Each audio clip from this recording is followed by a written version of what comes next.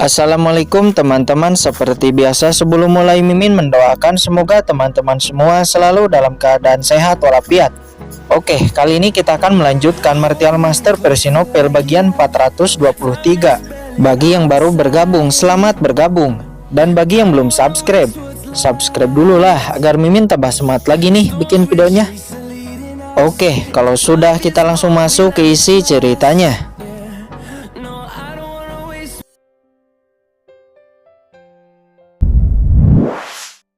Langsung dikendalikan dan memblokir tentakel hitam itu, dan Qin-Chen langsung meledakkan penjaga itu. Boom! Fluktuasi ledakan bergema. Di saat ledakan itu, Qin-Chen tiba-tiba memasukkan Ji Hongchen ke dalam cakram giok Qian-Kun. Qin-Chen kemudian menggunakan aturan ruang dengan ekstrim, dan seluruh sosok Qin-Chen menghilang secara langsung di atas kastil. Nampak Xian Yi juga sampai di sana. Di mana orangnya? Seru Xian Yi. Tuan Xian Yi, orangnya telah menghilang. Raja Panah langsung meraung marah. Orang itu benar-benar menghilang di bawah mata kepalanya. Pergi dan cari, cepat. Kemudian semua orang bergegas mencari dengan panik. Mereka yakin orang itu masih di sekitar sini. Penatua Agung yang mendapat kabar ini seketika terkejut. Dia berkata, mustahil. Saat ini seluruh ahli yang ada di kastil kuno serentak bergerak mencari inci demi inci, ruangan demi ruangan, mencari di seluruh kastil dengan gila. Aku ingin melihat kemana kamu akan pergi. Iblis itu mendengus. Seluruh tanah leluhur ini memiliki banyak batasan dan penghalang. Bahkan jika ahli Martial Emperor tahap akhir yang telah menguasai ruang tidak akan bisa keluar. Dan ketika semua ahli di kastil sedang mencari dengan panik, sesosok tiba-tiba muncul di kamar batu tempat orang yang akan dibaptis. Itu adalah Qin-Chen. Sial, aku tidak bisa lari. Aku hanya bisa menyembunyikannya dulu. Qin-Chen dengan cepat kembali ke kamarnya, memakai pakaiannya sendiri, lalu bersila di tempat tidur dan dengan cepat memulihkan batasan yang sebelumnya dirusak olehnya. Dan segera kekuatan pengintaian itu kembali menyapu ke kamarnya. Untungnya Qin-Chen telah membersihkan semuanya, dan mata yang menyapu itu tidak menemukan kelainan apapun. Semua orang keluar. Sebuah teriakan terdengar diikuti dengan serangkaian langkah kaki. Ada apa di luar? Sangat berisik. Tidak bisakah membiarkan saya beristirahat dengan tenang? Qin-Chen berpura-pura baru saja terbangun, membuka pintu dengan ekspresi tidak senang dan berjalan keluar. Di sisi lain kamar Jiruri, Su Dongzhen dan yang lainnya juga dibuka. Dan mereka juga keluar dengan ekspresi yang tidak senang karena diganggu. Apa yang terjadi? Ini belum waktunya pembaptisan kan? Kenapa berisik sekali? Semua orang berjalan keluar dan berkata. Namun setelah melihat bahwa semua area telah dikelilingi oleh banyak sekali penjaga, semua orang terkejut dan menyadari bahwa sesuatu yang besar pasti telah terjadi. Terutama para penjaga ini dengan wajah sangat marah. Jika bukan karena peristiwa besar, itu tidak akan terlihat seperti ini. Semua ruangan digeledah, kamar-kamar batu juga digeledah. Senior, apa yang terjadi? Bisakah kamu memberitahuku? Jiru Guang berjalan keluar lalu bertanya. Bukan apa-apa, hanya saja beberapa kecelakaan yang tak terduga telah terjadi di tanah leluhur, kata penjaga itu. Apakah benar hanya karena ini? Semua orang saling memandang dengan ekspresi tidak percaya. Saat ini Qin-Chen terkejut mendapati banyak ahli Martial Emperor yang ada di sini. Sebenarnya, seberapa mengerikan kekuatan tersembunyi keluarga Ji selama bertahun-tahun ini? Ahli Martial Emperor sebanyak ini, bukankah itu hampir melebihi kekuatan utama? Sesaat kemudian Penatua Agung, Raja Panah dan lainnya juga datang ke sana. Melihat Penatua Agung, Jiruli langsung bertanya. Penatua, sebenarnya apa yang terjadi? Penatua Agung tersenyum dan berkata, sesuatu telah terjadi barusan, tapi ada kabar baik untuk kalian. Ada sedikit kecelakaan barusan yang menyebabkan tanah leluhur ditutup sepenuhnya.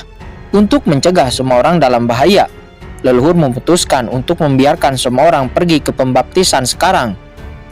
Mendengar pembaptisan akan dilakukan sekarang, wajah Kincen tiba-tiba jelek. Namun wajah Jiruri, Sudongseng dan yang lainnya nampak bersemangat. Hahaha, bagus. Leluhur bijaksana. Ayo pergi. Di bawah pemimpin jalan Penatua Agung mereka sampai di sebuah ruangan. Jiruri, Jiruguang dan putra keluarga Ji lainnya, kalian akan dibaptis di ruangan ini. Setelah Jiruri dan lainnya masuk, Penatua Agung kemudian menutup pintu dan mengisolasi ruangan. Sisanya, ikuti aku. Kalian akan berada di ruangan batu yang lain. Penatua Agung berkata sambil tersenyum dan kemudian terus memimpin jalan. Apa yang harus dilakukan? Di antara orang-orang, Kincen sangat cemas ingin melarikan diri, tapi tidak ada peluang untuk kabur. Ada Raja Pana, Penatua Agung, dan bahkan banyak ahli lainnya. Bahkan jika Kincen mengeluarkan semua kemampuannya, tidak akan bisa melarikan diri. Sesaat kemudian mereka telah sampai di ruangan batu lainnya. Kemudian Raja Pana membuka pintu, dan ruangan terbuka memancarkan hawa dingin. Semuanya, ini adalah tempat di mana kamu akan dibaptis. Kami akan menunggu di luar pintu sampai kalian menyelesaikan baptisan, kata Raja Pana seraya tersenyum.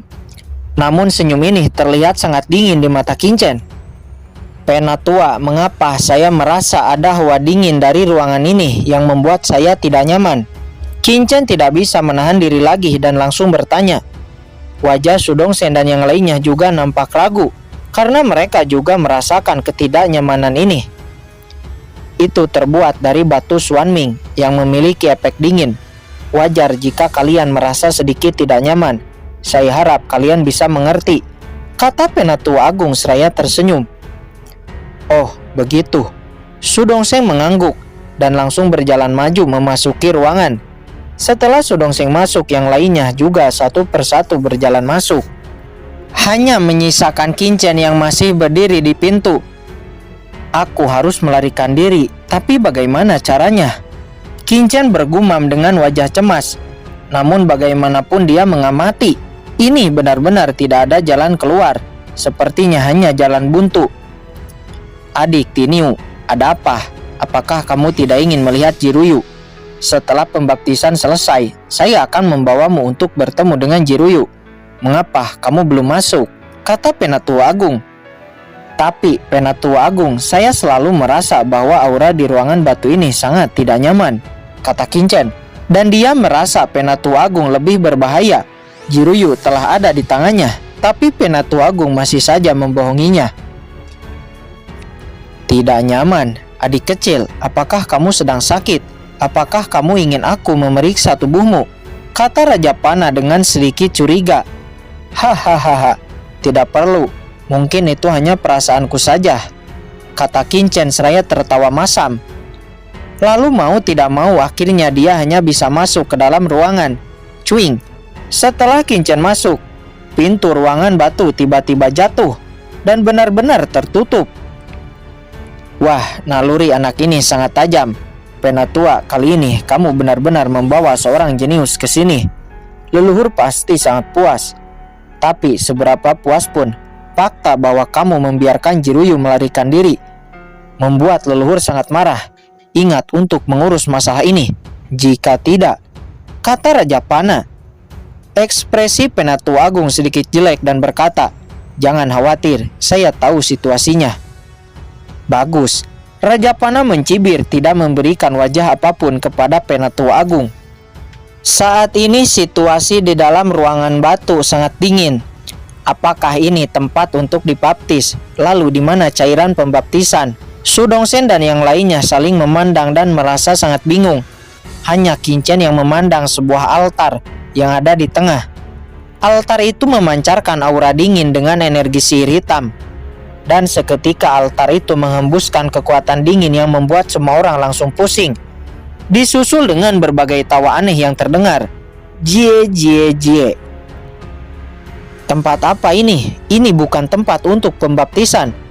Semua orang merasa pusing yang amat sangat menyakitkan. Tidak peduli seberapa bodoh mereka, mereka dapat mengerti bahwa ini bukan tempat untuk pembaptisan. Apa ini? Kincen juga pusing, seolah-olah pikirannya akan meledak. Dia merasa napas iblis alien yang mengerikan perlahan-lahan pulih di altar dan akan segera keluar. Lao Yuan. Segera Qin Chen membangunkan Lao Yuan yang ada di cakram giok Qian Kun. Kucing hitam tidak ada di sana, sekarang hanya Lao Yuan yang bisa menjawabnya. Ketika Qin Chen berkomunikasi dengan Lao Yuan, Ji Ruyu dan Ji Hongcheng juga melihat segala sesuatu yang terjadi di luar dan wajah mereka terkejut. "Nak, kamu memanggilku?" kata Lao Yuan. Dia bangun dari tidurnya dan matanya langsung tertuju kepada altar di tengah-tengah ruangan batu. Dan tiba-tiba dia terkejut. Altar reinkarnasi. Ternyata itu altar reinkarnasi. "Nah, di mana ini?" Lao Yuan berkata dengan kaget. "Altar reinkarnasi, apa itu?" tanya Qin Chen. Altar reinkarnasi adalah sarana kelahiran kembali bagi iblis alien. Setelah iblis alien mati, sebenarnya jiwanya tidak mati, tapi jiwanya disegel di dunia ini.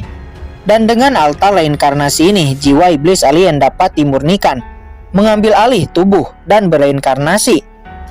Ini adalah ritual yang sangat penting bagi iblis alien, kata Lao Yuan dengan sungguh-sungguh. Dia juga mengatakan bahwa yang dapat mendirikan altar reinkarnasi adalah Raja Iblis. "Apa, Raja Iblis? Maksudmu ada Raja Iblis di sini?" kata Qin Chen dengan terkejut. Sosok Raja Iblis adalah sosok yang sangat menakutkan di ras iblis alien.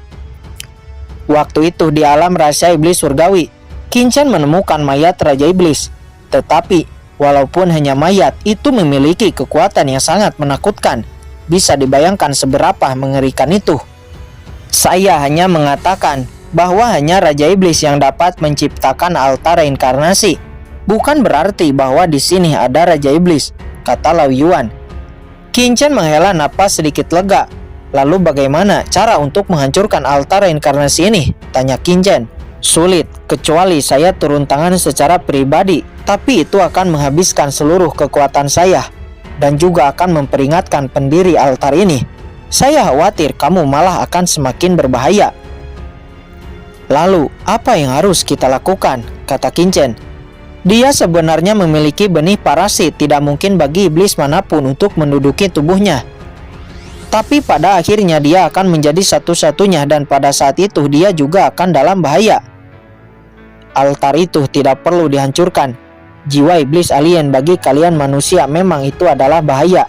Tapi bagi binatang sumber kuno seperti saya, itu adalah vitamin, kata Lao Yuan dengan tawa yang menyeringai. "Vitamin?"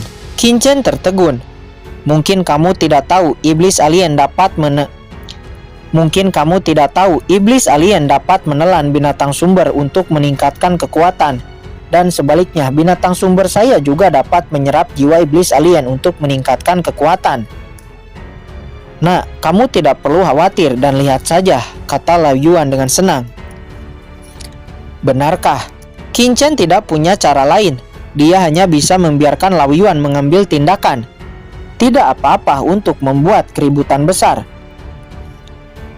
Benar saja, sesaat kemudian banyak roh iblis hitam yang sangat menakutkan terbang keluar dari altar. Jie, tubuh manusia. Sosok roh-roh itu menyeringai. Apa-apaan ini? Su Dongzhen dan yang lainnya terkejut. Mereka ingin melawan, namun sia-sia. Mereka hanya bisa menyaksikan. Roh-roh itu satu persatu melesat ke arah mereka. Keluar gaji, sialan, hina. Mereka binatang, benar-benar ingin mengorbankan kita. Semuanya menjerit putus asa satu demi satu. Terdengar suara menjerit putus asa terdengar satu demi satu. Salah satu roh iblis yang sangat kuat menuju ke Qin Chen. Jie. Meskipun tubuh ini memiliki basis kultivasi terendah, ia memiliki bakat terkuat. Itu milik iblis ini. Iblis itu menyeringai sangat bersemangat dan langsung masuk ke dalam benak Qin Chen. Jie. Tidak disangka jiwa anak ini sangat kuat. Setelah diduduki, kekuatan iblis ini akan banyak pulih. Nampaknya Tuhan juga membantu saya. Iblis itu berkata dengan senang di dalam lautan jiwa Qin Chen. Namun tiba-tiba benih parasit muncul. Apa benih parasit? Bagaimana bisa ada benih parasit di tubuh orang ini? Iblis itu terkejut buru-buru melesat keluar.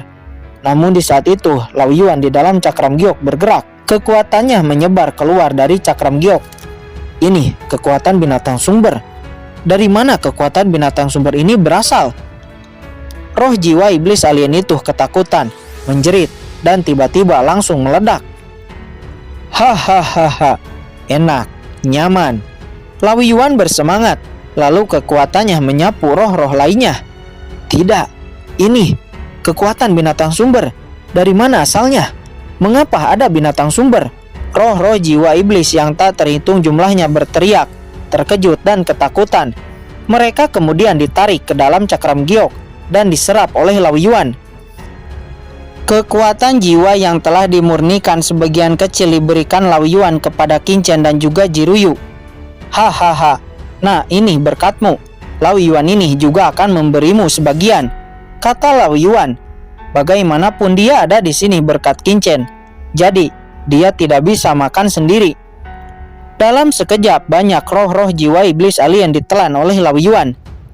Tidak sampai di situ, altar reinkarnasi terus mengeluarkan roh-roh jiwa iblis, membuat Lao Yuan sangat senang dan terus menyerap jiwa-jiwa iblis itu. Dapat dilihat aura di tubuh Lao Yuan menjadi semakin kuat. Ini makanan besar. Dia menjadi sangat bersemangat. Hahaha. Nah, sangat bagus. Yang dikatakan Xiao Hei ternyata benar. Mengikutimu akan ada banyak manfaat, kata Lao Yuan. Beberapa saat kemudian akhirnya altar reinkarnasi redup dan tidak mengeluarkan roh jiwa iblis lagi. Hahaha. Lao Yuan tertawa. Tubuhnya penuh dengan kekuatan. Dan kekuatan jiwa Qin Chen juga nampak ditingkatkan. Jiruyu dan Jiong Chen juga nampak memiliki peningkatan. Setelah altar reinkarnasi berhenti,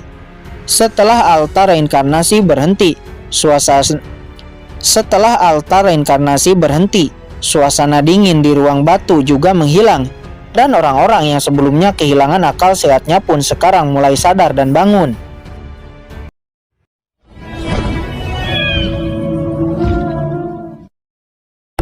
Oke guys, sudah dulu ya. Jangan lupa subrek biar lanjut terus ceritanya. Bagi yang sudah subrek, mudah-mudahan dimudahkan rezekinya. Mimin undur diri. See you next and goodbye.